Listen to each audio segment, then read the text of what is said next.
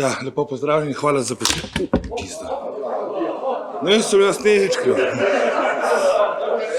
Ja, so težke teme, ja. V glavnem... Hvala. Matjaž, res si v domu. Ja, spoštovani predsednik, hvala za besedo, kolegice in kolegi.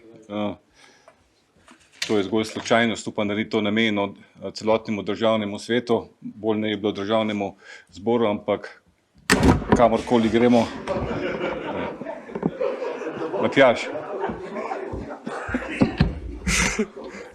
Prosim tehnično službo za pomoč. Zdaj bom jaz tisti, ki bom izpadel sokrivec, imamo pa oba enak ime. Matjaž, zdaj pa ne vem. Lahko prosim za malo tišine. Hvala lepa za komentar. Vkolikor obstaja še kakršenkoli proceduralna, bom še dopustil, potem bom pa zaključil. Hvala lepa.